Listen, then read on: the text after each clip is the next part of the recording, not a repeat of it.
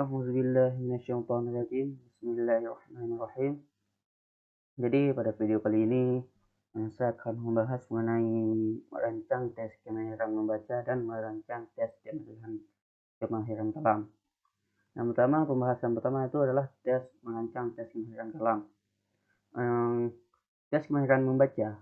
Yang pertama itu kita akan membahas mengenai merancang tes kemahiran membaca. Kemahiran membaca atau kemahiran membaca adalah suatu proses yang dilakukan serta dipergunakan oleh pembaca untuk memperoleh pesan yang hendak disampaikan oleh penulis melalui media kata-kata atau bahasa tulis.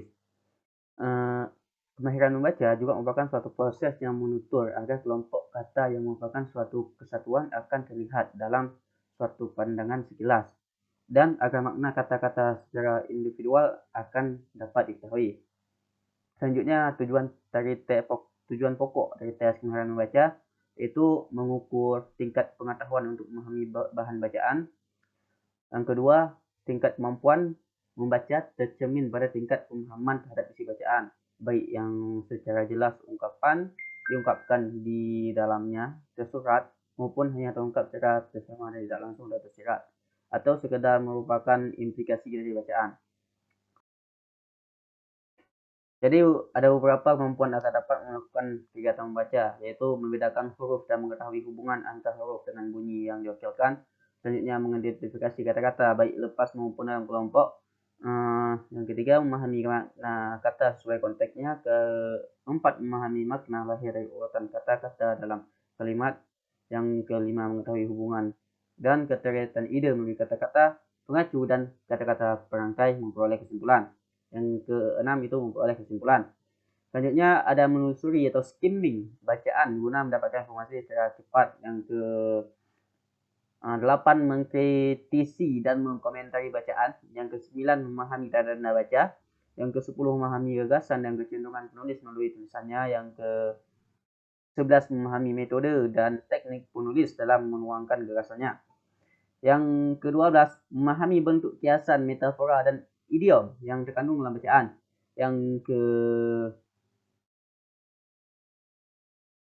Selanjutnya yang ke-13 kemudahan dan kecermatan membaca. Yang ke-14 kecerdasan membaca. Selanjutnya ada poin indikator utama keterampilan membaca. Yang A itu melafalkan atau membaca bahan qiraah dengan intonasi yang baik dan benar. Yang B, menjawab pertanyaan-pertanyaan atau latihan tentang kandungan bahan qiraah dengan baik dan benar. Selanjutnya ada pengembangan indikator utama keterampilan membaca, yang itu membaca dengan lancar, cermat, dan cepat. Yang kedua, menentukan arti kosakata dalam konteks kalimat tertentu. Yang selanjutnya, yang ketiga, menentukan fakta tersirat dalam surat. Yang keempat, menentukan makna tersirat dalam teks. Yang kelima, menentukan ide pokok dalam paragraf. Yang keenam, menentukan ide penunjang dalam paragraf. Yang selanjutnya, menghubungkan ide-ide yang terdapat dalam bacaan. Selanjutnya, mensarikan atau menyimpulkan ide pokok bacaan. Selanjutnya, menangkap pesan sebuah bacaan dengan cepat. Yang terakhir adalah mengomentari dan mengisi bacaan. Selanjutnya ada tes membaca oral atau mekanis. Yang pertama ada melafalkan bunyi huruf.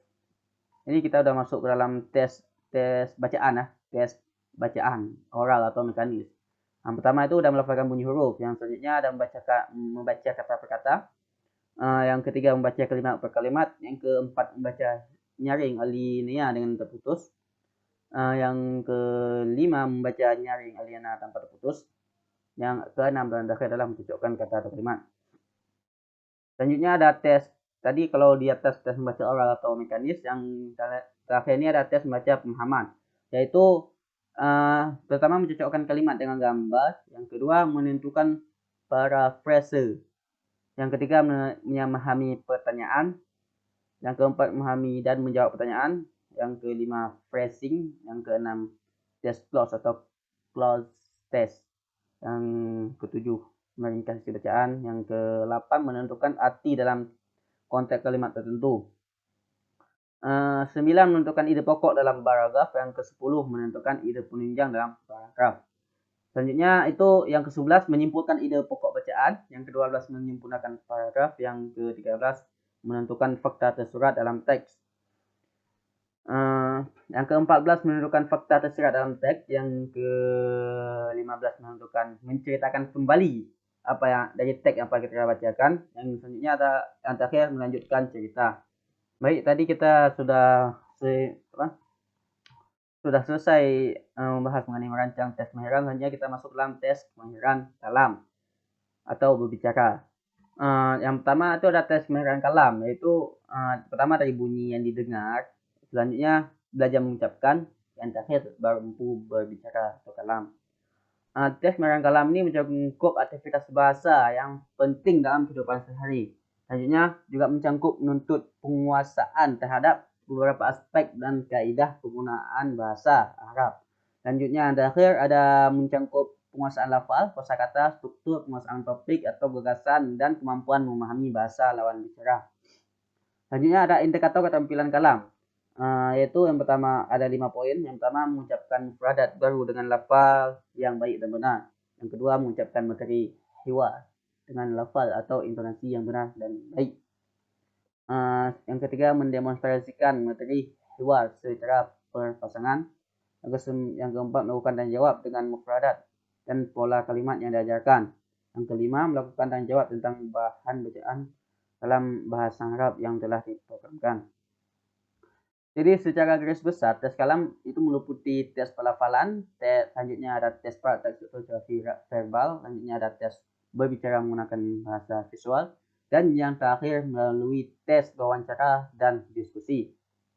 Ada jenis-jenis keterampilan kalam, yaitu pertama tes maharah kalam tingkat pemula, yaitu pengulangan atau menirukan. Yang kedua, selanjutnya ada membaca nyaring teks yang dihafalkan, selanjutnya menyebut nama benda yang ditunjuk, selanjutnya membaca teks, selanjutnya melengkapi atau menyempurnakan kalimat.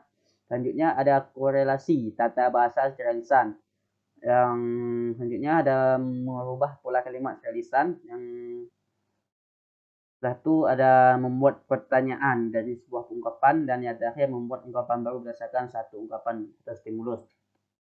Jadi ada juga jenis-jenis tes keterampilan kalam, yaitu yang pertama itu ada tes maharah kalam tingkat pemula, yaitu sekarang tingkat menengah, yaitu mengungkapkan perasaan pribadi, memberikan komentar, menggabungkan beberapa jawaban menjadi cerita, menarasikan cerita bergambar, mengungkapkan apa yang dibayangkan, membuat deskripsi, membuat kisah. Selanjutnya ada diskusi, pertanyaan menggali, menunjukkan cerita, menceritakan kembali, selanjutnya ada percakapan dan dramatisasi. Yang ketiga itu ada tes maharah kalam tingkat lanjut. Setelah menengah ada tingkat lanjut, yaitu dengan cara mengarang lisan, bercerita, menceritakan peristiwa atau pengalaman berkesan, membuat laporan objek pandang, wawancara, diskusi, pidato, dan khatabah. Mungkin cuma ini pembahasan di video kali ini, yaitu merancang kemahiran kalam dan merancang kemahiran membaca. Jika ada kekurangan mohon maafkan atau boleh tambahkan di komentar di bawah. Wabillahi taufiq wa hidayah. Assalamualaikum warahmatullahi wabarakatuh.